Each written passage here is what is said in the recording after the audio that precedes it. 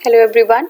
तो इस वीडियो से हम स्लेव डायनेस्टी स्टार्ट करेंगे। स्लेव डायनेस्टी दिल्ली सल्तनत पे जो राज्य किया पहली जो डायनेस्टी थी वो स्लेव डायनेस्टी थी।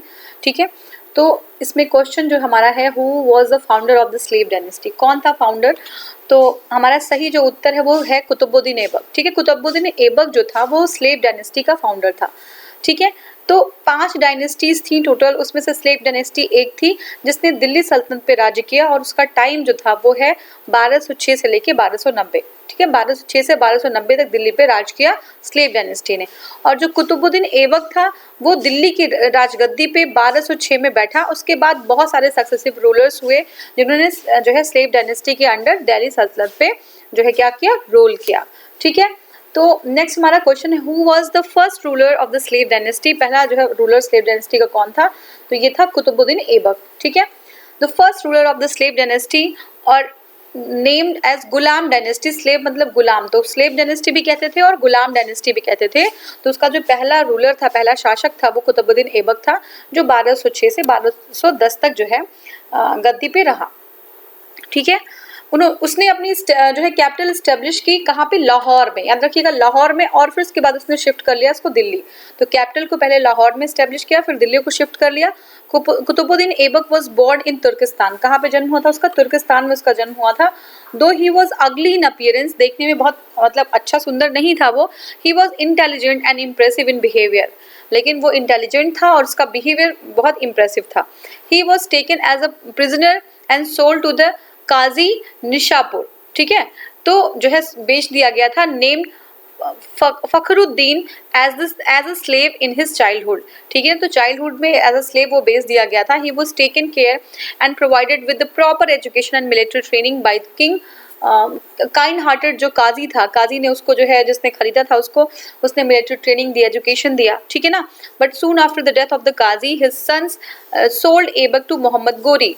ठीक है, जैसे ही काजी की मृत्यु हुई उसके जो है पुत्र थे काजी के बेटों ने जो है ऐबक को फिर से बेच दिया। किसको? मोहम्मद गोरी को।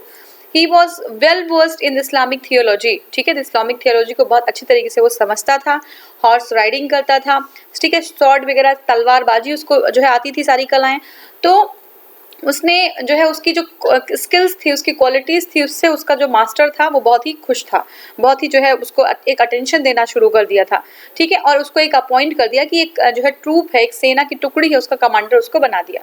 ठीक है, अब क्या है कि जो कुछ बैटल्स थे उसने जो है बैटल्स में उसकी जो है कलाएं देखी, उसका जो है युद्ध कौशल देखा और उसको प्रमोट कर दिया गया। और उसका जो है एक आमिर ए अखरू, ठीक है, या आमिर ए अखौर, ठीक है, उसके जो है पोस्ट पर प्रमोट कर दिया गया। तो the master of the royal stable. अब यहाँ पे क्या था कि व्हेन गजनी इन्वेडेड इंडिया, जब गोरी ने जब इंडिया को इन्वेड किया, उस इंडिया पे आक्रमण किया, तो ऐबक जो है अपने मास्टर के साथ इंडिया आया और उनका बहुत साथ दिया उसने। ठीक है, बहुत सारी तराइन की बैटल्स में उसने, सेकेंड बैटल ऑफ तराइन में उसने बहुत ही जो है अच्छा साथ दिया अपने मास्टर का। The success of his master by and large dependent on the military skill। ठीक है, तो जितना जो सक्सेस था उसके मास्टर का, ऑब्वियस सी बात है कि वो मिलिट्री स्किल पे ही डिपेंड करती है। और गोरी उससे बहुत ज़्यादा जो है बहुत ज़्यादा प्रसन्न था, बहुत खुश था और उसको जो है गवर्नर अपॉइंट कर देता है इंडियन एम्पायर का। ठीक है, भारत के राज्य का वो गवर्नर अपॉइंट कर देता है। किसको? ऐबक को। ठीक है, 1206 एडी में क्या करता है, जो है वो गजनी चला जाता है। कौन? गोरी जो है गजनी चला जाता है और उसकी मृत्यु हो जाती है। His empire was inherited by his slave, और उसके जो एम्पायर्स थे वो जो है स्लेव जो है इनहेरिट, उसके उत्तराधिकारी उसके स्लेव्स हुआ करते थे। And he had no son to succeed him, और कोई उसका पुत्र नहीं था, कोई बेटा नहीं था। Aibak who was a victory of his Indian empire was invited by the amirs of Lahore to assume the power. He bestowed the title of Malik and Subedar on Aibak. ठीक है, Mohammad Ghori had no male successor to inherit his empire. Hence, his nephew Ghayasuddin Muhammad ascended the throne of Gori after his death 1206. ठीक है, तो अब वो जो है, जो आमिर्स होते थे लाहौर में, ऐबक को बुलाया जाता है कि गौरी की मृत्यु हो गई है, आप आइए। तो ऐबक जाता है और उसको जो है थोड़ी पावर दी जाती है, उसको मलिक का टाइटल दे दिया जाता है और सूबेदार का टाइटल उसको ऐबक को मिल जाता है। अब देखिए गौरी का कोई मेल सक्सेसर तो था नहीं, तो उसका जो प्रॉपर्टी थी, उसकी जो साम्राज्य था, वो इनहेरिट किसने किया, उसका उत्तराधिकारी उसके भतीजे बने, नेफ्यू बने, और उसके भतीजे का नाम था गयासुद्दीन मोहम्मद। क्या नाम था? गयासुद्दीन मोहम्मद, है ना, ये गयासुद्दीन महमूद, सॉरी गयासुद्दीन महमूद नाम था। वो जो है थ्रोन पे जो है बैठ जाता है 1206 के बाद। ठीक है, ये पूरी देखिए, इसमें पूरी हिस्ट्री एक्चुअली अगर आप देखें तो क्वेश्चन फॉर्म में पूरी हिस्ट्री आपकी कवर होती है, आपको क्रोनोलॉजी को जो है कनेक्ट करना समझ में आ जाता है, तो ये बहुत ही इंपॉर्टेंट है, ध्यान रखिएगा। विच sultan of Delhi Saltanat is known as the Lakh Bakhsh. तो किसको लाख बख्श कहा जाता है? तो देखिए जो कुतुबुद्दीन ऐबक है, ऐबक को लाख बख्श कहा जाता था। ठीक है, क्यों? क्योंकि वो बहुत काइंड हार्टेड था, लोगों के ऊपर जो है दया करता था और दान करता था, उसको लाख बख्श नाम से जानते थे। तो देखिए sultan Qutubuddin Aibak, also known as the Lakh Bakhsh sultan, sultan the first Muslim emperor of India who ruled from his capital in Delhi. ठीक है, वो दिल्ली से जो है रूल करता है पहली बार। He patronise scholars such as the Hasan Nizami and Fakhr e Mudabbir. ठीक है ना, तो ये नाम है इनका, याद रखिएगा, नाम थोड़ा सा क्या है, हुसैन निज़ामी या हसन निज़ामी और फ़क़े मुज़ाबिर। ठीक है, हसन निज़ामी और फ़क़े मुज़ाबिर, ये जो है नाम था, और ये लोग जो है इसके स्कॉलर्स थे, अपने उनके साथ जो है ये उनसे सलाह लेके राज्य को चला रहा था। but of whom dedicated their work to Aibak. Under Aibak, India became the first time place of Muslim rulers who previously had raided and plundered from Afghanistan. ठीक है, तो पहली बार जो है मुस्लिम के जो है शासन में इंडिया आ जाता है। जो एक पहले प्लंडर हुआ करते थे वो अब शासक बन गए हैं इंडिया के। ठीक है, his tenure as a ruler was only few years. वो कुछ साल ही जीवित रहा, उसके बाद उसकी मौत हो गई थी, तो कुछ साल ही जो है वो जो है एज अ किंग यहाँ पे रूल करता रहा। Most of them were spent in dealing with the revolts of nobles like Tajuddin, Nasiruddin, ठीक है, Qubacha and few Hindu chiefs. तो जो थोड़ा बहुत समय था उसका रूल का, वो जो है रिवोल्ट्स को ही सप्रेस करने में, रिवोल्ट्स को दबाने में, उससे डील करने में ही लग गया। जैसे ताजुद्दीन, नसूरुद्दीन और कुबाचा और कुछ हिंदू चीफ्स थे, उनके जो रिवोल्ट्स को, उनके जो है रिवोल्ट को, उसको दबाने में सारा टाइम उसी में लग गया। ठीक है, अब क्या है कि उसने फिर भी एक फर्म एडमिनिस्ट्रेशन, एक जो है स्थायित्व एडमिनिस्ट्रेशन, एक स्टेबल एडमिनिस्ट्रेशन का एस्टेब्लिशमेंट किया। उसने जो है क्या बनाया, कुतुब उल इस्लाम मॉस्क बनाया दिल्ली में। कौन सा मॉस्क बनाया? कुतुब उल इस्लाम मॉस्क का जो है बनवाना शुरू कर दिया दिल्ली में। एंड अढ़ाई दिन का झोपड़ा, ठीक है, अढ़ाई दिन का झोपड़ा भी अजमेर में उसी ने बनवाया था। तो उसकी रचनाएं समझ लीजिए। कुतुबुल इस्लाम मॉस्क जो है अभी भी दिल्ली में है, वो कुतुबुद्दीन ऐबक ने बनवाया था, और अढ़ाई दिन का झोपड़ा जो है अजमेर में, ये भी उसी ने बनवाया था। He laid the foundation of Qutub Minar, which was completed by his successor Iltutmish. He was known as a lakh Bakhsh for his generosity. तो ये जो है कुतुब मीनार का फाउंडेशन भी डाल देता है। ठीक है, और उसका सक्सेसर जो इल्तुतमिश होता है, इल्तुतमिश ने उसको कंप्लीट कराया। ठीक है, कुतुब मीनार को आगे चल के, और इसको लाख बख्श क्यों कहा जाता है, जहाँ से क्वेश्चन शुरू हुआ था। तो लाख बख्श इसलिए कहते हैं क्योंकि वो बहुत ही जेनरस था जो है, इसलिए उसको लाख बख्श कहा था, दया जो है दान करता रहता था। अब नेक्स्ट हमारा है व्हाट इज अढ़ाई दिन का झोपड़ा। तो अढ़ाई दिन का झोपड़ा क्या है? एक मॉस्क है। ठीक है, एक मॉस्क है अजमेर में। अढ़ाई दिन का झोपड़ा किसने बनवाया? कुतुबुद्दीन ऐबक ने। Who among the following did not contribute to the building of the Qutub Minar? किसने नहीं किया था? तो मैंने पहले तो बता दिया कि कुतुबुद्दीन ऐबक ने तो स्टार्ट कराया था, और इल्तुतमिश ने उसको हेल्प किया था आगे बढ़ाने में। ठीक है, उसका सक्सेसर था, तो दोनों ही हो गए। फिरोज शाह तुगलक ने भी उसकी जो आखिरी की जो मंजिल थी वो फिरोज शाह तुगलक ने ही बनवाई थी, तो ये भी सही है। लेकिन गयासुद्दीन तुगलक का कोई कंट्रीब्यूशन नहीं है कुतुब मीनार के डेवलपमेंट में। ठीक है, तो ये हो गया। अब इसका एक्सप्लेनेशन देखते हैं। Qutubuddin Aibak the founder of the Delhi Saltanat started the construction of the Qutub Minar. उसने स्टार्ट कराया था।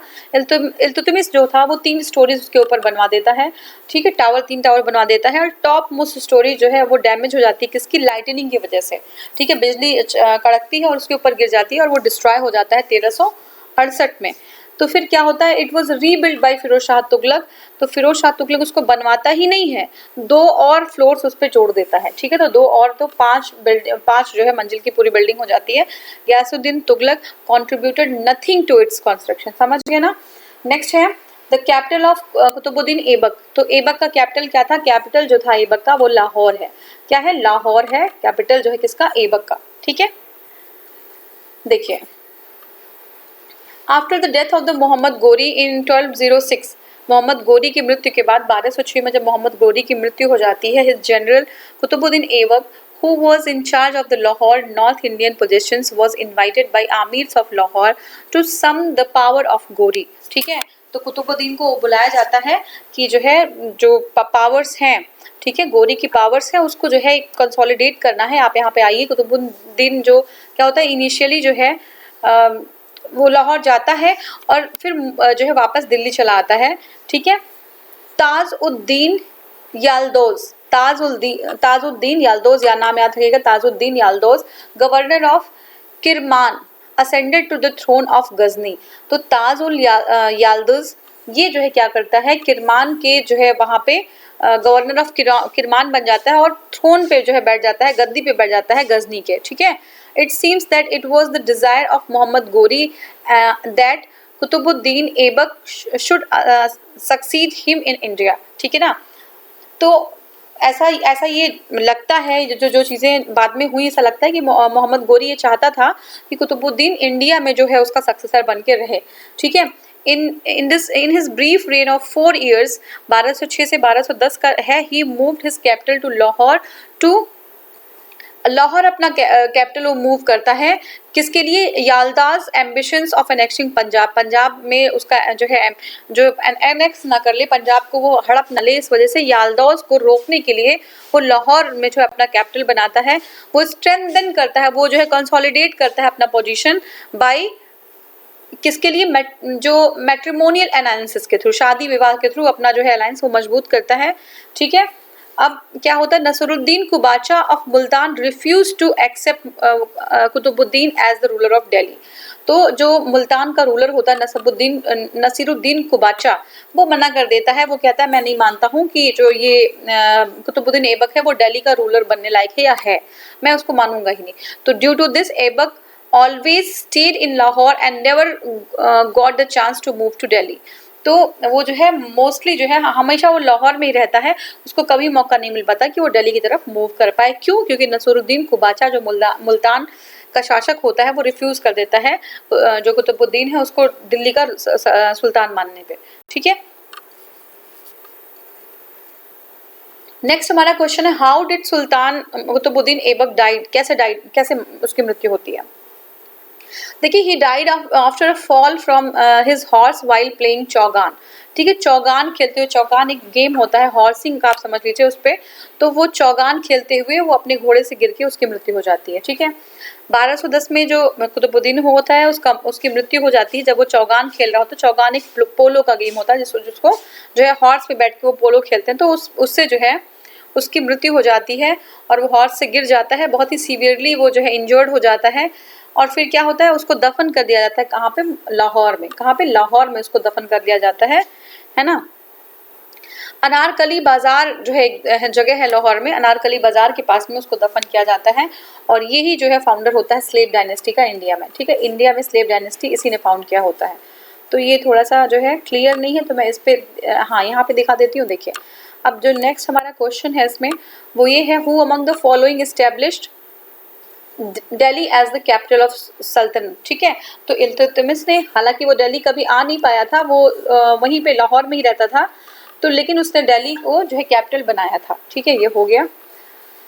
देखिए, इल्तुतमिश का टाइम था 1210 से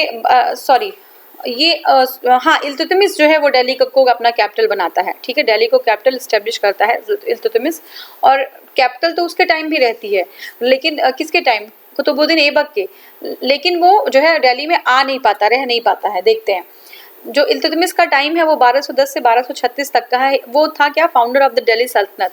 वो दिल्ली सल्तनत का फाउंडर होता है। कैपिटल तो वो भी बनाया होता है लेकिन फाउंडर जो है इल्तुतमिश होता है। Before this Aibak ruled from Lahore, Lahore से रूल करता है। Iltutmish was the first real Turkish Sultan of Delhi. तो रियल अगर पूछेगा तो रियल टर्किश जो है सुल्तान हो जाएगा इल्तुतमिश, ठीक है। He is said to have introduced first Arabic silver and copper currency, which was two basic coins of 175 grams of सल्तनत पीरियड। तो उसने दो तरह की कॉइन्स को जो है जो इस्टेब्लिश किया था, इंट्रोड्यूस कर दिया था, जिसका नाम है, एक तो अरेबिक सिल्वर कॉइन था और दूसरा कॉपर कॉइन था, ठीक है। 175 ग्राम का होता था, जो है सल्तनत पीरियड में चल रहा था।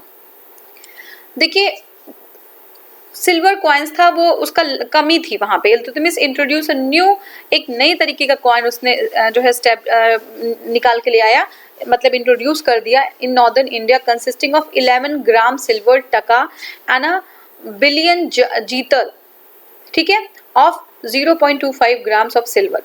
तो एक तरीके का नया तरीके का मिक्सचर, टका, सिल्वर टका और जीतल का एक जो है दो जो है वो कॉइन्स इस तरीके के उसने इंट्रोड्यूस कर लिया। The Delhi wala was devalued to be on par with जीतल, ठीक है। 1229 में होता क्या है, Iltutmish got recognition as the Multan Muslim sultan, ठीक है। तो उसको रिकग्निशन मिल जाता है मुस्लिम सुल्तान होने का इंडिया का, बाय द कैलिफा या खलीफा ऑफ बगदाद या कैलिफ ऑफ बगदाद।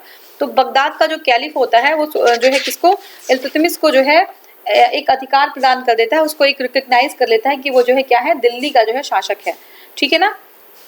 हाँ, फिर क्या होता है कि Iltutmish after assume the title of Amir ul Momini, क्या है, आमिर उल मोमिनी और commander of the faithful and the name of caliph inscribed on his coins.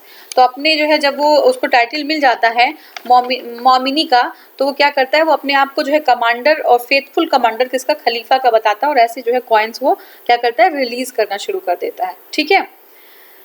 तो ये हो गया आपका, this was the great achievement of his life. तो उसने सुल्तान जो कैलिफा है उनसे जो है अपना रिकग्निशन वो लेता है, ठीक है। अब क्या है कि कौन जो है दिल्ली का ऐसा प्रथम शासक था जिसने नियमित सिक्के जारी किए, ठीक है ना। वो introduce the regular coins and declared Delhi as the capital of his empire. Delhi को कैपिटल बताया और नियमित सिक्के जारी किए, वो आपका कौन था, इल्तुतमिश था, भी हमने देखा था। नेक्स्ट हम आपका है, which one of the following was the capital of the Saltanat during the reign of Iltutmish. क्या कैपिटल था, दिल्ली था कैपिटल। और जो ऐबक था उसके टाइम पे जो है लाहौर और दिल्ली था, लेकिन जो प्रोमिनेंट ज़्यादा था वो लाहौर था, ठीक है। देखिए who among the following sultans of Saltanat was first to shift his capital to Delhi, ठीक है। तो पहला जो सुल्तान था जो लाहौर से दिल्ली अपनी कैपिटल को शिफ्ट कर लिया था, देखिए लाहौर से दिल्ली कर लिया था, और ये जो है इल्तुतमिश था। नेक्स्ट हमारा जो क्वेश्चन है वो ये है कि who was the first Muslim in ruler of India. पहला जो मुस्लिम रूलर था इंडिया में वो कौन था, तो इल्तुतमिश था। कौन था वो, इल्तुतमिश जो है पहला मुस्लिम रूलर था इंडिया का, ठीक है। देखिए इल्तुतमिश जो क्या था, वो पहला मुस्लिम रूलर था इंडिया का। उसने जो है सुल्तान के पद को स्वीकार गोरी से नहीं किया, स्वीकृति गोरी के किसी शासक ने नहीं, लेकिन वो खलीफा से, कैलिफ से, ठीक है ना, जो कैलिफ से उसने जो है सत्ता को प्राप्त किया। और 1229 एडी में कैलिफ ऑफ बगदाद, ठीक है, बगदाद का जो कैलिफ होता है, क्या नाम है उसका, बगदाद की कैलिफ का, हाँ ये देखिए बिल्लाह नाम है इसका, मुस्तानसिर बिल्लाह। तो मुस्तानसिर बिल्लाह से जो है इसने अपना जो है एक वो प्राप्त किया, रिकग्निशन की वो शासक है वहाँ का, ठीक है। और उसको जो है कौन सा जो है मिला, सुल्तान ए आज़म, क्या नाम मिला, सुल्तान ए आज़म के नाम से वो जाना गया, उसको एक पोस्ट मिल गई सुल्तान ए आज़म की, ठीक है। फिर क्या होता है कि उसको मतलब एक कानूनी तरीके से दिल्ली का वो फर्स्ट जो है फ्री सुल्तान बन गया, स्वतंत्र सुल्तान बन गया था।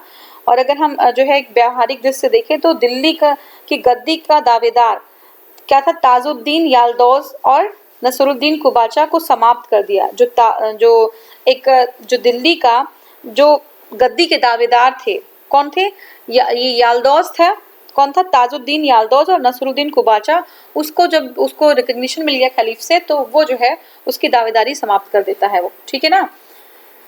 हाँ, अब देखिए एक बहुत बड़ा काम उसने ये भी किया था कि उसने भारत में इंडिया को टर्की जो है राज्य को इंडिया में टर्की राज्य को संगठित किया, ठीक है, टर्क्स को संगठित किया और जो है मंगोल्स के इन्वेजन से बचा लिया इंडिया को, ठीक है, किससे बचा लिया, मंगोल्स के इन्वेजन से बचा लिया। राजपूत जो थे, राजपूत की जो पावर थी उसको जो है ब्रेक करने के लिए वो बहुत ज़्यादा एफर्ट किया उसने। जो सुल्तान का जो पोस्ट था उसको जो है हेरिडिटरी बना दिया कि मतलब उसके बाद जो है उसका सन जो है वो सुल्तान होगा, ठीक है। दिल्ली को टर्क जो राज्य है, टर्क के राज्य के राजधानी के रूप में जो है उसने एक बहुत ही वैभवपूर्ण बना दिया, ठीक है ना, अपने नाम के सिक्के चलवाए उसने, ठीक है। तो इल्तुतमिश जो है बहुत ही ज़्यादा पावरफुल एक शासक, जो पहला शासक बन गया था जो इतना पावरफुल था, ठीक है। और इसने जो है इल्बरी जो ट्राइब थी, इल्बरी जनजाति थी, इल्तुतमिश उससे बिलोंग करता था, इल्तुतमिश इल्बरी जनजात से बिलोंग करता था और सुल्तान बनने से पहले वो बदायूं का सूबेदार था। He was appointed as the governor of Badaun, ठीक है, गवर्नर ऑफ बदायूं था वो पहले, ठीक है। अब क्या है कि 1205 से 1206 में खोकर जात के विद्रोह को दबाने के लिए वह अभियानों में मोहम्मद गोरी और ऐबक के साथ था। तो मतलब वो जो है मोहम्मद गोरी और ऐबक के दोनों के साथ था, खोकर जो जनजाति थी उसके विद्रोह को दबाने के लिए, किसके, खोकर जनजाति के विद्रोह को दबाने के लिए वो मोहम्मद गोरी और ऐबक दोनों के साथ था, ठीक है, मोहम्मद गोरी और ऐबक के साथ था, ठीक है। अब क्या होता है कि युद्ध में उसने जिस तरीके से जो है अपना जो है पावर दिखाया, अपना जो है स्किल दिखाया, उससे गोरी बहुत ही प्रभावित हुआ और ऐबक को उसकी दास्ता से मुक्त करने का आदेश दिया, ठीक है। ऐबक की मृत्यु के बाद जो सिपह सलार आमिर अली इस्माइल ने दिल्ली को तुर्की सरदारों की जो है उसको सहमति मिल गई और इल्तुतमिश ने दिल्ली आने का उसको जो है क्या मिल गया, जो है इनविटेशन मिल गया, ठीक है। जो इल्तुतमिश है उसने दिल्ली पहुंचकर अपने को सुल्तान घोषित कर दिया, ठीक है। इल्तुतमिश डिक्लेयर्ड हिमसेल्फ एज सुल्तान इन 1210 AD, ठीक है, वो आ गया और अपने आप को सुल्तान घोषित कर दिया। Who was called as the slave of slave, ठीक है, स्लेव किसको कहते हैं, देखिए जो पहला स्लेव था वो मोहम्मद जो है कौन था, कुतुबुद्दीन ऐबक था, ठीक है, स्लेव था। और स्लेव का भी स्लेव जो है उसको इल्तुतमिश को कहते हैं, क्योंकि जो है कुतुबुद्दीन का जो ऐबक था, जो स्लेव था वो भी अपना स्लेव रखता था, तो उसका जो स्लेव था वो जो है इल्तुतमिश था। तो देखते हैं, देखिए Iltutmish is called as a slave of slave because Qutbuddin Aibak was the slave of Muhammad Ghori and who became the Sultan after the death of the Ghori, and Iltutmish was the slave of the Qutbuddin Aibak who later married to the daughter of the Qutbuddin Aibak. तो अपनी पुत्री की शादी अपने slave से वो कर देता है गोरी, और वो जो है स्लेव ऑफ स्लेव कहलाता है जो है ऐबक का। So he is called as a slave of slave. Next है who of the following was the first woman ruler of the medieval India. तो रजिया सुल्तान जो थी वो पहली जो है महिला शासिका थी मिडिवल इंडिया की, ठीक है। अब हमें देखना है नेक्स्ट, देखते हैं। हाँ, ये जो है हमने इसमें कवर कर लिया।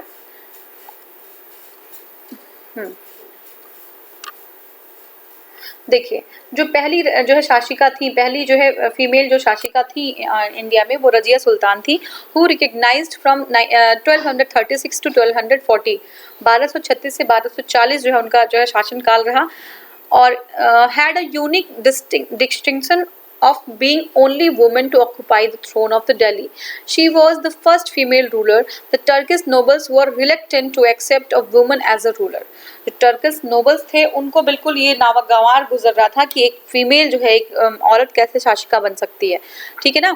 स्पेशली जो है when she challenge their power, जब उन्होंने इसका क्या किया, पावर चैलेंज करना शुरू कर दिया। वो एक्सेप्ट नहीं कर रहे थे कि ये कोई जो है ये कैसे शासक बन पाएगी। दे कंसीडर्ड अगेंस्ट हर, दे कॉन्स्पायर्ड अगेंस्ट हर इन 1239 AD, ठीक है। उसके खिलाफ जो है अपना आपस में विद्रोह की जो है सुगबुगाहट उन्होंने शुरू कर दी। कब तक, 1239, when she was trying to curb rebellion against her by the Turkish governor of Lahore. Lahore का एक टर्किश गवर्नर था, उसके विरोध जो है वो अपने रिबिलियंस को दबाने की कोशिश में थी। तभी इधर जो टर्किश जो नोबल्स थे इधर के, वो लोग जो है उसके अगेंस्ट जो है अपना षड्यंत्र करने की शुरुआत उन्होंने कर दिया था।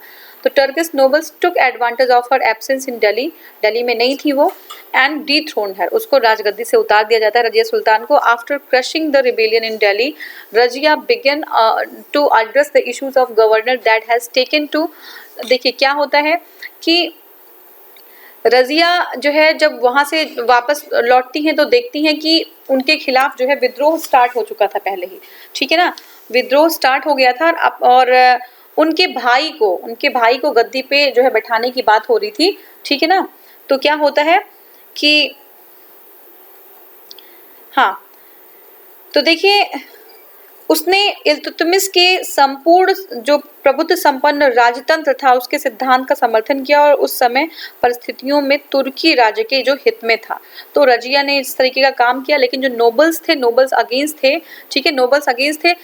ये आप उसने प्रूफ किया कि she was talented, wise, brave, excellent administrator and great warrior, सब कुछ थी, बट नोबल्स अगेंस्ट थे। नोबल्स चाहते थे उसका ब्रदर जो है वो थ्रोन पे आ जाए, ठीक है, ये चीज़ थी।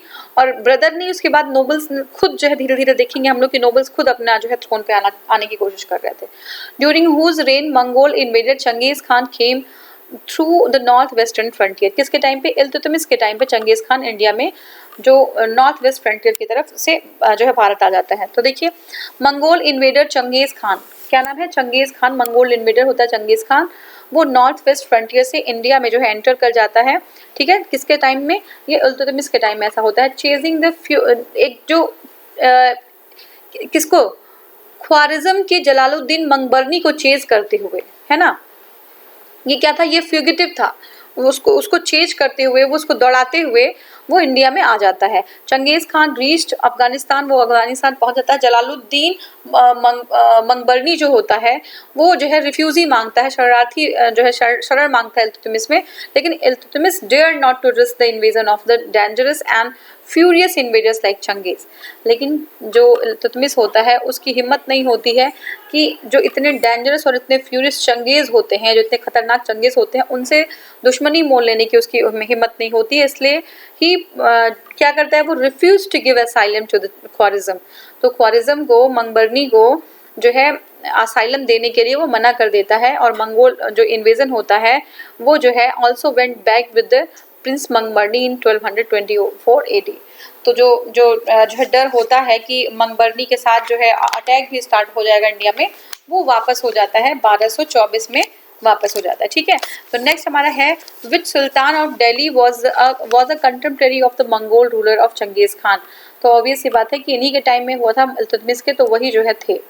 नेक्स्ट है whom reign Mongol was seen on the bank of Indus River for the first time। किसके समय पे वो इंडस रिवर तक आ गए थे जो है आपके मंगोल्स? तो वो जो है इल्तुतमिश के टाइम पे, ठीक है। देखते हैं, देखिए nobility and highlighted the stature of the Sultan. In spite of having only a few military achievements, he was the most powerful ruler of the Sultanate between Muhammad Iltutmish and Alauddin Khilji, ठीक है। देखिए होता क्या है, वो जो है he reached on the post of the Amir Shikar, Amir Shikar के जो है पोस्ट पे पहुंच जाता है ड्यूरिंग रजिया पीरियड, रजिया के पीरियड में। And he was got the, just a second please,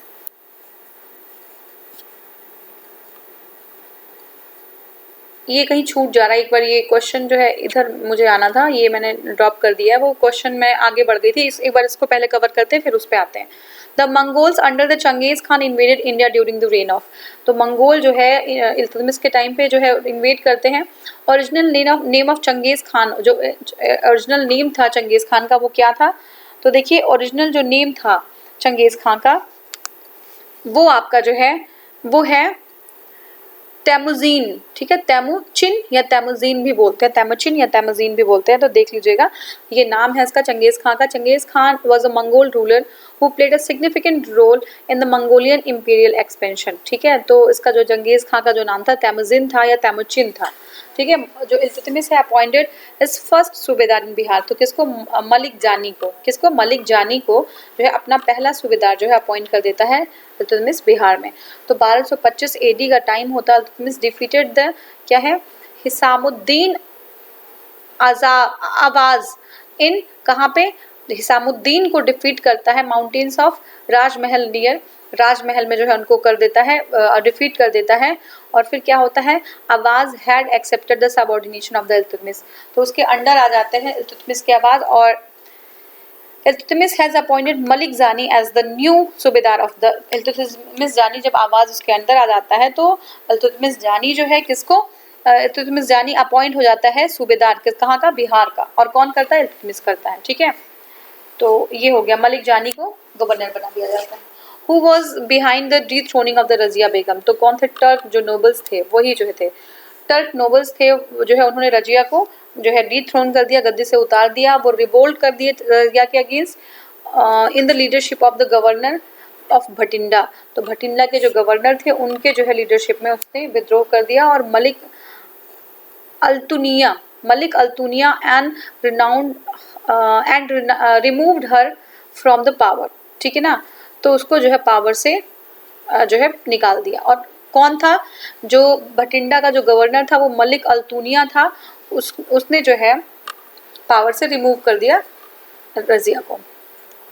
the full name of sultan of Delhi Balban was, जो बलबन का पूरा नाम था वो क्या था, तो बलबन का जो पूरा नाम था वो था गयासुद्दीन, क्या नाम था, गयासुद्दीन बलबन उसको बोलते हैं, गयासुद्दीन, ठीक है। तो जो है ये क्या था, 9th सुल्तान था, 9वां सुल्तान था of the Mamluk dynasty of Delhi.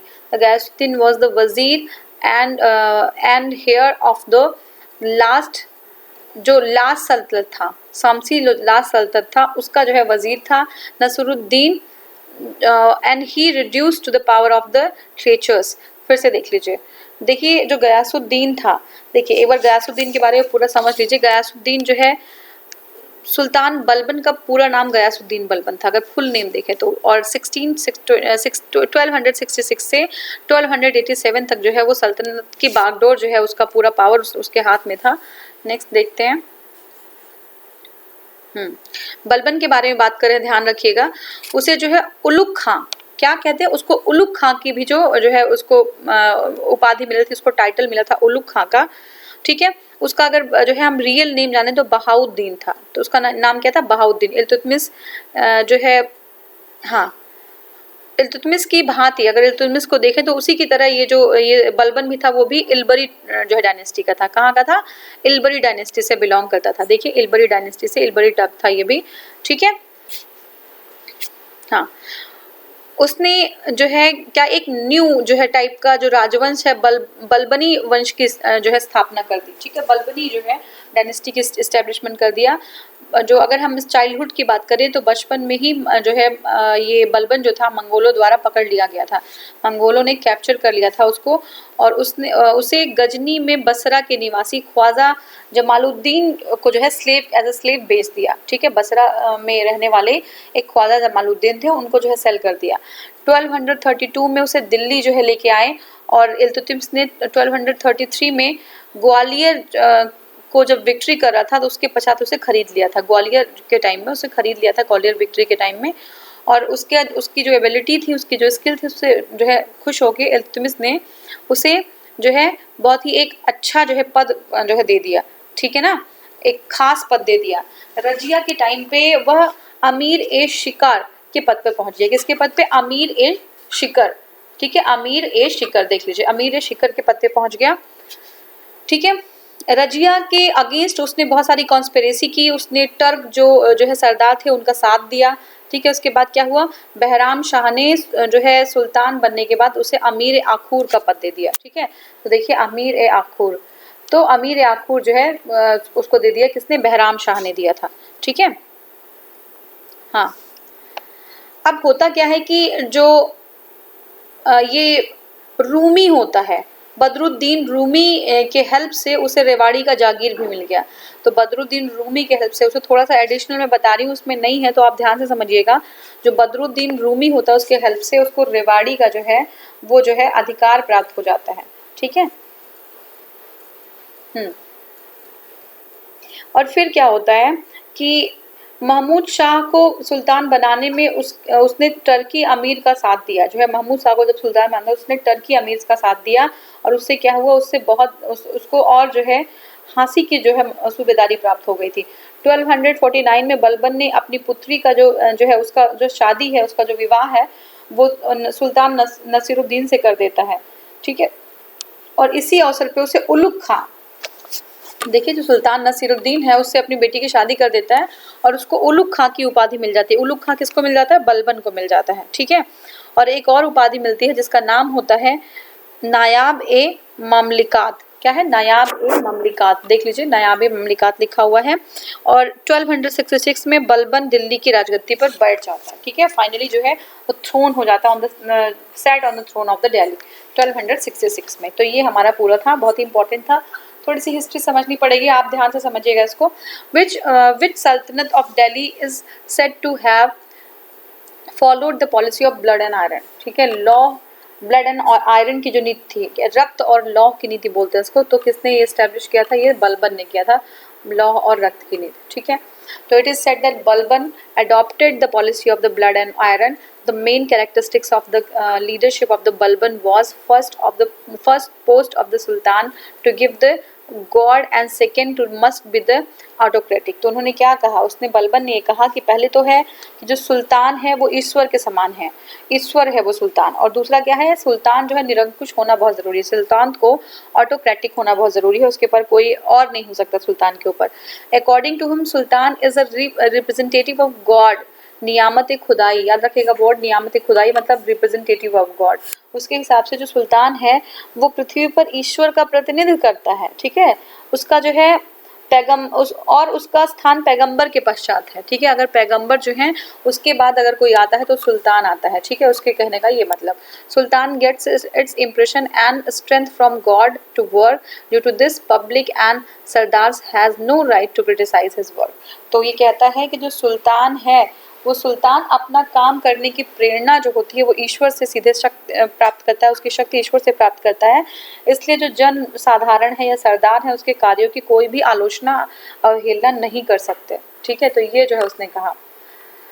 Next हमारा है given below are two statements on label with assertion and reason. तो हमें बताना है, पहला तो है कि Balban made his government firm stable and concentrated या centralised all authority in his hand. बिल्कुल सही है, ऑटोक्रेटिक था तो ये सारी चीज़ें वो कर रहा है।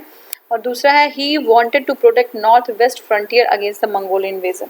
तो देखिए दोनों ही सही है, दोनों ही सही है। और लेकिन व्याख्या सही नहीं करता, क्योंकि वो इसलिए कहता था कि उसके पास ज़्यादा पावर है, ना कि इसलिए कि वेस्टर्न फ्रंटियर को उसको जो है कॉम्पैक्ट रखना था, ठीक है। ये हो गया। नेक्स्ट देखते हैं, इसमें एक्सप्लेनेशन है Balban establish his political model inspired by the fame of public heroes. तो अब पब्लिक हीरो जो है जो समाज में अपने आप को हीरो की तरह प्रदर्शित कर रहा था, ठीक है ना। गुलाम वंश का वो शासक था और इसका टाइम था 1266 से लेके 1287। इसने जो है दैवीय अपने आप को दैवीय घोषित कर लिया था, ठीक है ना। कि मतलब निजामत खुदाई मतलब रिप्रेजेंटेटिव ऑफ गॉड है ये। According to Balban he is the पैगंबर इन डिग्निटी, पैगंबर के बराबर उसकी डिग्निटी है, उसकी जो है डिग्निटी है, मतलब उसका जो मान सम्मान होना चाहिए, उसका जो है हाँ वो जो है पैगंबर के बराबर होना चाहिए। द किंग इज जिले इलाही और जिले इलाही, जिले इलाही और जिले इलाही मीन्स इमेज ऑफ गॉड, वो एक भगवान की परछाई है, ठीक है ना। Balban was the first sultan who establish the kingship theory. तो किंगशिप थियरी जो है इसने एस्टेब्लिश कर दी थी बलबन ने। He told his son the position of sultan is the symbol of autocracy, ठीक है। उसने कहा कि जो सुल्तान का जो पोजीशन होता है वो एक सिंबल ही होता है ऑटोक्रेसी का, ठीक है। ये बता दिया उसने। Who among the following introduced the famous Persian festival Nowruz in India? तो नौरोज जो है किसने जो है अपने इंडिया में लाया था? तो देखिए नौरोज जो है लाया गया था किसके द्वारा? बलबन के द्वारा। बलबन जो है नौरोज लेके आया था।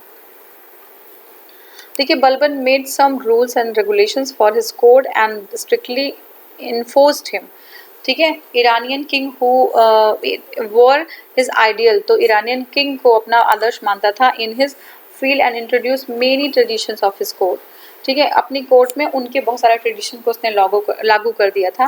जैसे एक था सिजदा। सिजदा क्या होता है? Greeting laying on the floor, तो फ्लोर पे ज़मीन पे लेट कर जो है किसी का स्वागत करना। पैबोस मतलब होता है किस the feet of the king, तो राजा के पैरों को चूमना। ये जो है पैबोस है। सिजदा क्या है? ज़मीन पे लेट के जो है प्रेयर करना, और पैबोस मतलब राजा के पैरों को जो है, सुल्तान के पैरों को जो है किस करना, ये जो है पैबोस है। He was introduce the ritual to celebrate the Persian festival Nowruz. तो नौरोज़ को भी एक पर्सियन फेस्टिवल है नौरोज़, उसको जो है उसने एक रिचुअल बना दिया कि उसको क्या करना है, फॉलो करना है। नेक्स्ट है which one of the following statement is not true about the Balban. तो कौन सा नहीं सही है बलबन के बारे में? तो ही प्रोपाउंडेड द थियरी ऑफ नियामत ए खुदाई। बिल्कुल नियामत ए खुदाई उसने जो है किया था नियामत ए खुदाई। ही इंट्रोड्यूस द इक्तादारी सिस्टम। ने इक्तादारी सिस्टम वो नहीं है। ही एलिमिनेटेड द पावर ऑफ तुर्क ए चहलगानी। तो सही है, तुर्क ए चहलगानी जो थे उनका जो है पावर उसने एलिमिनेट कर दिया था। He quelled down the revolt of Bengal. तो उसने बंगाल के विद्रोह को का दमन कर दिया, ये भी सही है। तो सेकंड नहीं सही है, इंट्रोड्यूस इक्तादारी सिस्टम, बिल्कुल ये गलत है। तो देखिए actual name of Balban is was Bahauddin Nasruddin Mohammad. पूरा नाम था इसका Bahauddin Nasruddin Mohammad and given the title of Ulugh Khan. अपनी बेटी की शादी करते थे तो उसने उलुग खां की टाइटल जो है धारण की थी। अब क्या है, देखिए बलबन जो है क्या है, जिले इलाही की उपाधि उसने स्वयं ही धारण कर ली थी। और अगर हम देखें तो 1266 से 1266 तक उसका शासन था। उसने अपने जो है शासन के टाइम पे बहुत सारे जो है ऐसे काम किए थे, बहुत सारे एडमिनिस्ट्रेटिव विचार किए थे, ठीक है ना। उसने राजत्व के सिद्धांत का स्वरूप, ठीक है, राजत्व का जो सिद्धांत होता है उसका स्वरूप था ना यहाँ पे, तो वो स्वरूप जो है उसी ने जो है स्टार्ट किया था। बलबन ने राजा को नियामत खुदा यानी कि ईश्वर का रिप्रेजेंटेटिव बताया, ठीक है। सत्ता पाने के बाद, पावर पाने के बाद बलबन ने इल्तुतमिश द्वारा गठित तुर्क ए चहलगानी, तो जो है इल्तुतमिश ने एक एस्टेब्लिश किया था तुर्क ए चहलगानी, उसको जो है समाप्त कर देता है वो। और बलबन के टाइम में मात्र एक विद्रोह होता है 1279 में बंगाल में, और उसका सूबेदार होता है, वो होता है तुगरिल खां, ठीक है। तुगरिल खां जो सूबेदार होता है, ठीक है, देख लीजिए, successor of Bihar, subedar of Bihar Tughril Khan in 1279 का century which was quelled by Balban. तो बलबन उसको जो है क्या करता है, वो दबा देता है, विद्रोह को वहाँ पे स्टार्ट कर देता है। एंड रिबिल्स वर हैंग, जो रिबिल होते हैं वो उनको जो है फांसी के फंदे पे चढ़ा दिया जाता है। System of Iqtedari was introduce by Iltutmish. तो इक्तेदारी का जो सिस्टम है वो इल्तुतमिश इंट्रोड्यूस करता है, बलबन नहीं करता, ठीक है। तो ये हमारा जो सही उत्तर हो गया। हाँ, नेक्स्ट क्वेश्चन है which of the following Sultan has called himself as the helper of caliph. तो कैलिफ का हेल्पर किसने कहा था? तो कैलिफ का हेल्पर बलबन ने कहा था, ठीक है। कैलिफ ऑफ जो है helper of caliph in his inscription on the wall of the mosque at Garh Mukteshwar. तो गढ़ मुक्तेश्वर कहाँ पे है? ये गाजियाबाद के आसपास है। वहीं उसी कहीं पे मॉस्क था, मॉस्क में जो है उसने लिखवाया था कि वो कैलिफ जो है उसका हेल्पर है, ठीक है। तो ये हो गया। अब नेक्स्ट है खिलजी डायनेस्टी, ठीक है। तो खिलजी डायनेस्टी भी ज़्यादा बड़ी नहीं है, तो हम मुझे लगता है खिलजी डायनेस्टी हमें इसी में कवर कर लेना चाहिए, ठीक है। देखते हैं Khilji dynasty.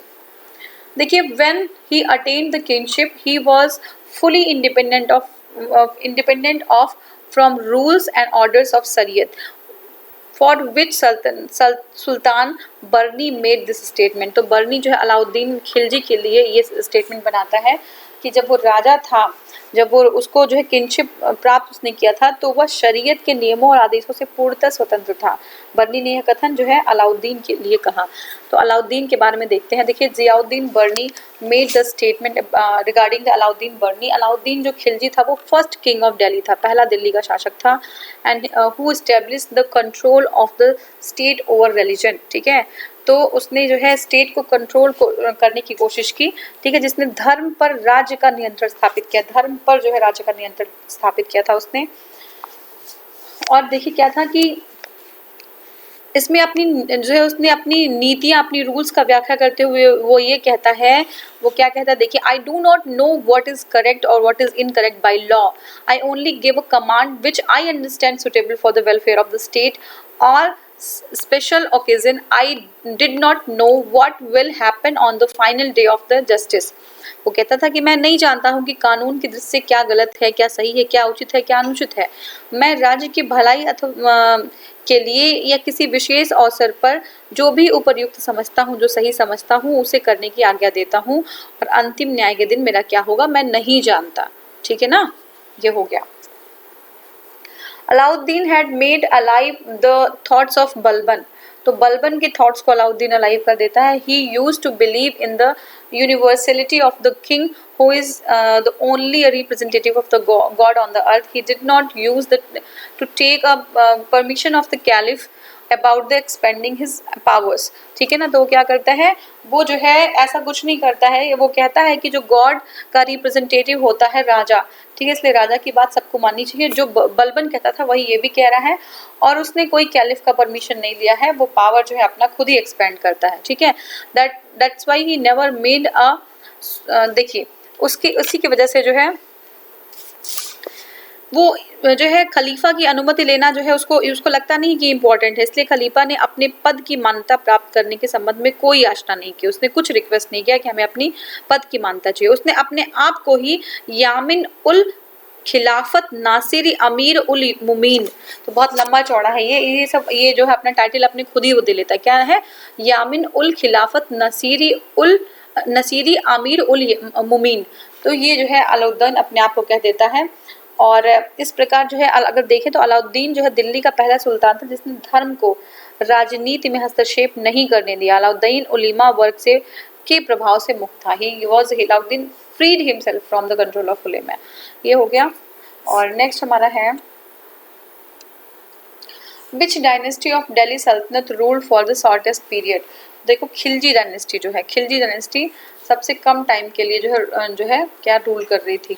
Sultan of the slave dynasty of Delhi sultanate ruled for 1206 AD to 1290 AD। Khilji dynasty ruled from 1290 AD to 1300 जो है, समझिए ध्यान से। जो सुल्तान है सल्तनत of slave dynasty of Delhi sultanate ruled over 1206 से लेके 1290 तक जो है ये स्लेव डायनेस्टी होती है। खिलजी डायनेस्टी 1290 से लेके 1320 तक होती है।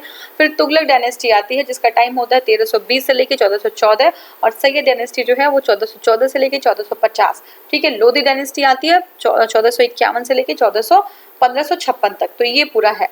Therefore, Khilji dynasty ruled for the shortest period, सबसे कम टाइम के लिए जो डायनेस्टी होती है वो खिलजी डायनेस्टी होती है। इंपॉर्टेंट है, खिलजी डायनेस्टी सबसे कम टाइम के लिए होती है। ठीक है, शॉर्टेस्ट पीरियड के लिए होती है। अब नेक्स्ट हमारा which sultan wanted to launch a new religion but ulemas opposed to the move. तो अलाउद्दीन खिलजी एक नई डायनेस्टी जो है लॉन्च करने की सोचता है, लेकिन उलेमा जो है उस चीज़ को कभी स्वीकार नहीं करते। He assumed the title of the Sikandar ए सानी, बहुत ही इंपॉर्टेंट है। सिकंदर ए सानी की टाइटल किसको मिली थी, अलाउद्दीन खिलजी को मिली थी। ठीक है, वो अज्यूम कर लेता है अलेक्जेंडर द ग्रेट, सिकंदर ए सानी मतलब Alexander the great, and made it imprinted on his coins, अपने कॉइन्स में भी लिखा देता है सिकंदर ए सानी। ठीक है, he had an ambition to win the entire world, पूरी दुनिया को वो जीतना चाहता है, and also to introduce a new religion as well, एक नया धर्म वो शुरू करना चाहता है, but he abandoned the idea on the advice of his faithful friend। ठीक है, लेकिन उसका कोई faithful friend होता है and the कोतवाल आला उल मुल्क के एडवाइस पे ये जो है आइडिया वो छोड़ देता है कि एक नया जो है फेथ एस्टेब्लिश करना है। तो नेक्स्ट हमारा है which sultan of Delhi assume the title of Alexander the great. तो अलेक्जेंडर द ग्रेट कौन, अलाउद्दीन खिलजी। ठीक है, सिकंदर सानी वही है। ठीक है, who among the following army commanders of Alauddin Khilji died fighting against the Mongols. Mongol का जो है सामना करते करते वो कौन जो है उसका एम्बेसडर जो कमांडर होता है उसकी मृत्यु हो जाती है। तो देखिए अलाउद्दीन खिलजी का कमांडर होता है जफर खां की मृत्यु हो जाती है मंगोल से लड़ते हुए। देखिए Zafar Khan the famous army commander of the Alauddin Khilji died while fighting against the Mongols. He was an excellent and courageous commander of his time. Mongol was so impressed by the bravery of the Zafar Khan and the persistence of the Indian army, they blocked down by 30 miles. ठीक है, the original name of Zafar Khan was Malik Yusuf Hizabur हिजाबुद्दीन, ठीक है, हिजाबुद्दीन। तो ये जो है जफर खां का पूरा नाम था, मलिक यूसुफ हिजाबुद्दीन। तो वो जो है डिफीट हो जाता है। देखिए जस्ट अ सेकेंड,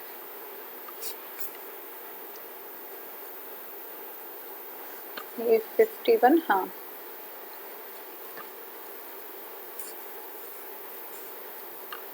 तो ये हमने यहाँ तक कंप्लीट कर लिया, ठीक है।